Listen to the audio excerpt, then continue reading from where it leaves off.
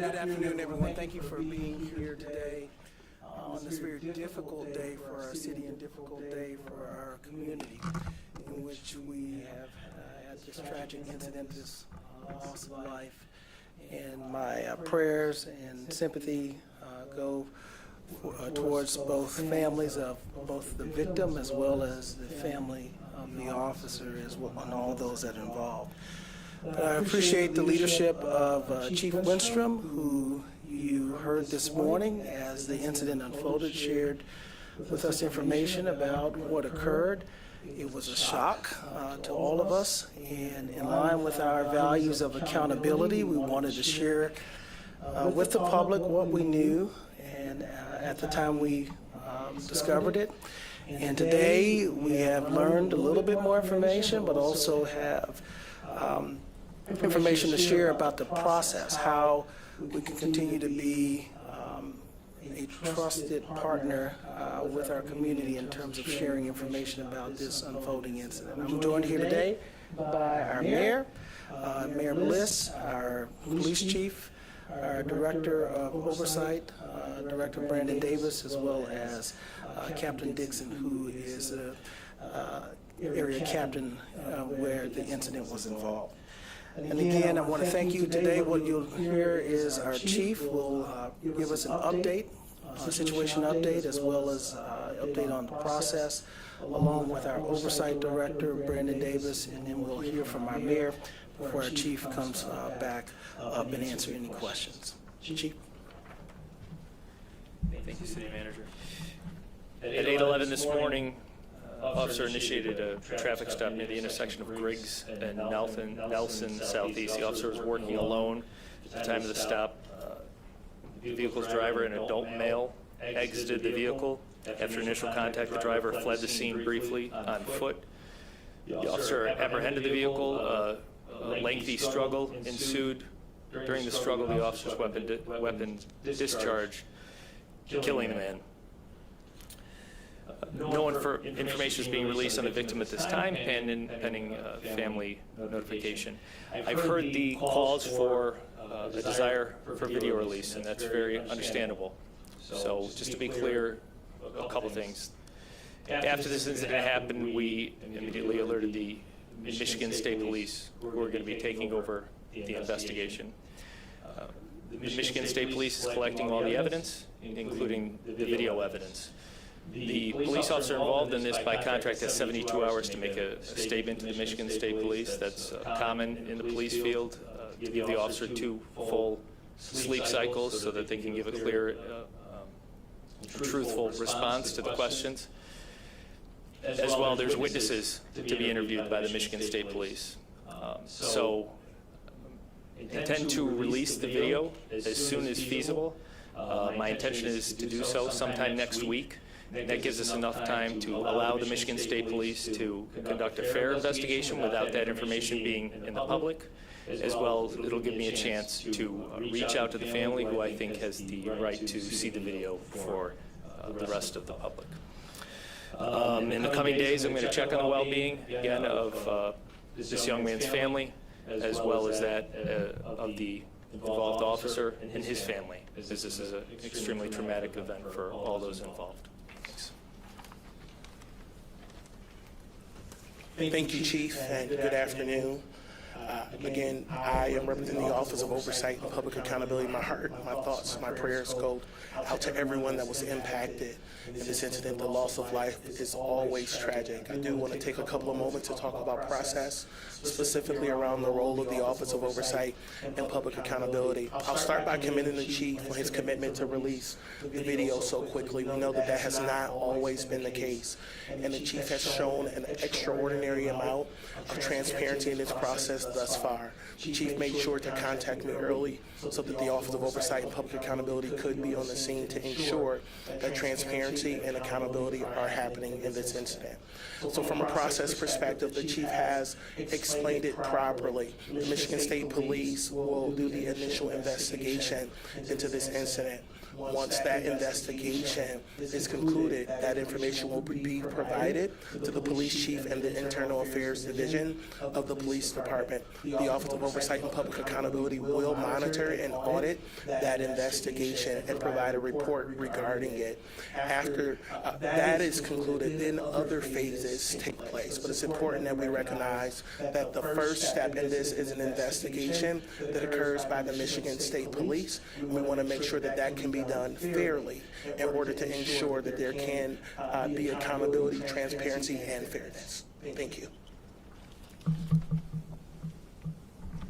Thank you, Mr. Davis. This is indeed a really difficult day for our city, and my prayers go out to everyone impacted by today's tragic incident. These situations are heartbreaking, and we know they are incredibly traumatizing. At this point, as the chief said, we have more questions than answers, and we trust the Michigan State Police to do their due diligence during this investigation. Fortunately, we also have systems in place to effectively respond. I understand how emotional this can be and recognize the frustrations that many in our community may feel. I personally ask everyone in our community to respect the process and allow the investigators to do their work before reaching any conclusions. With that, I will now turn this back to our chief.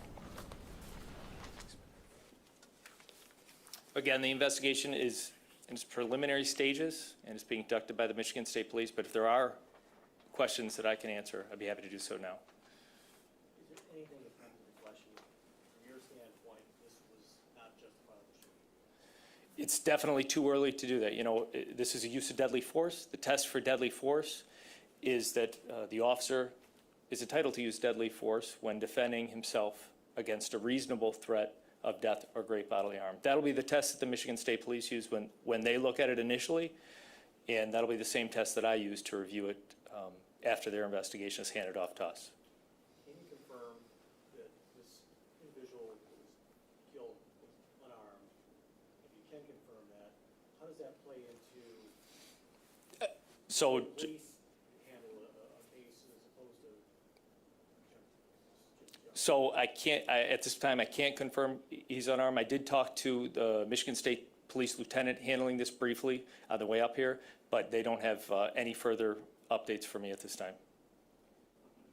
the 72-hour rule? I know that's common among police departments. Sure. People sitting at home are going to look at this and say, if I was in that situation, I wouldn't have that 72 hours to get some rest and then respond to questions. Why is that different for a police officer? I get it. I get that concern, and the truth is that if the state police reviews the video, if they review the witnesses, and you know that there was a passenger in this vehicle, if I hadn't mentioned it earlier, and there was also at least one witness on the street there. There may have been more. So if the initial investigation by the state police produces an obvious account of criminal activity, that officer would be placed into custody. And then he would have to make a decision, not whether or not he's going to exercise his rights under the contract, but his rights under Miranda. So it's not that an individual wouldn't be afforded that 72-hour rule. Individuals have the right to remain silent, as do police officers. We expect them to provide, in use of force incidents, a full accounting. So that's sort of the difference between a civilian and an officer. But I get your point. How did the officer's body camera fall off? That's a great question. I can confirm that the officer's body camera was on the scene at the time because I did go to the scene. However, I can't tell you how it fell off. I do know that there was a lengthy struggle. I'm told it was over a minute and a half or 2 minutes of fighting. So it's not uncommon for that to happen. Or can you tell people how they're strapped on? For Yeah, sure. It depends. There's two ways. They're either attached by a very strong magnet to a metal plate inside a shirt or a vest carrier, or there's actually like a large hook that goes in. And they are fairly secure if you run, but if you're in a fight with an individual, it's not that difficult to dislodge.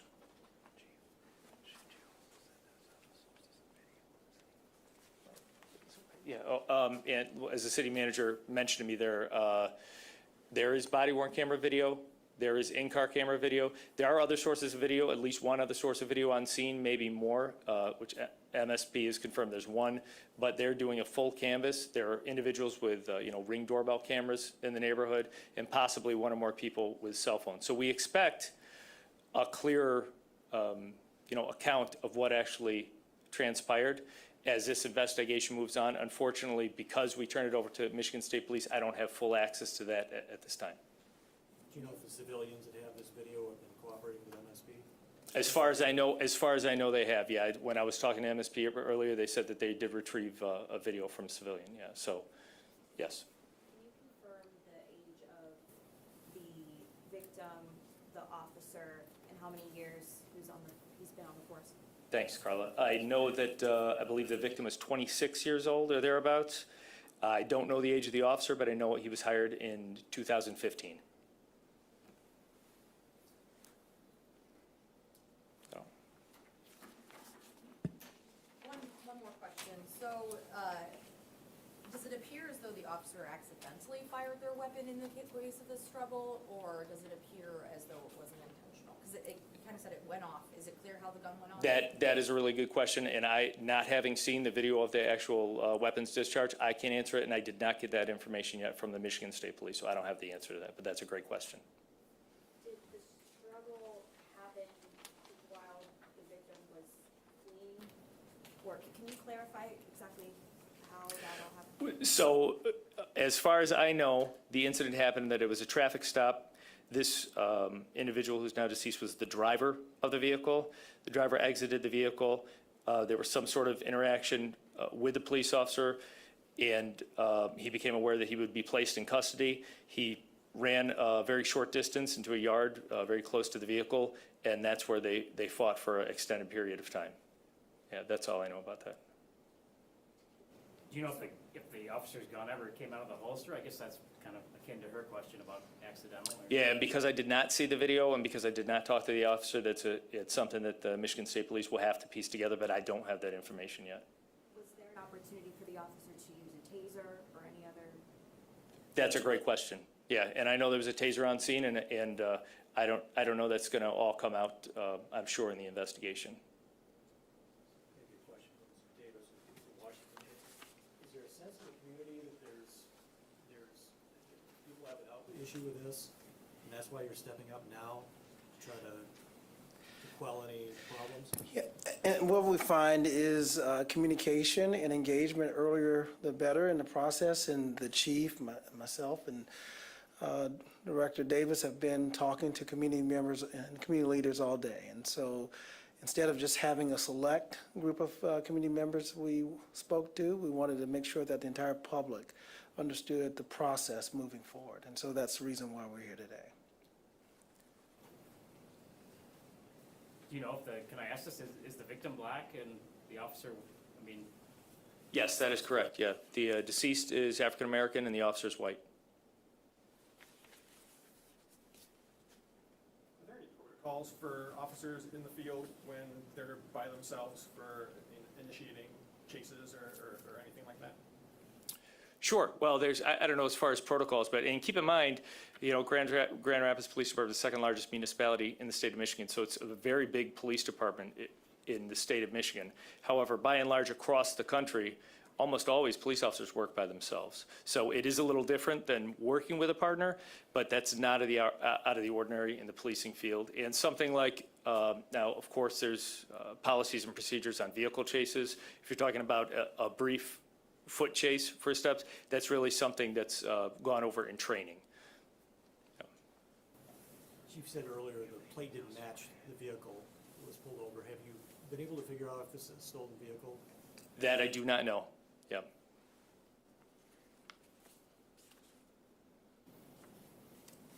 anyone else? Okay, I think we can probably wrap it up then. Thank you.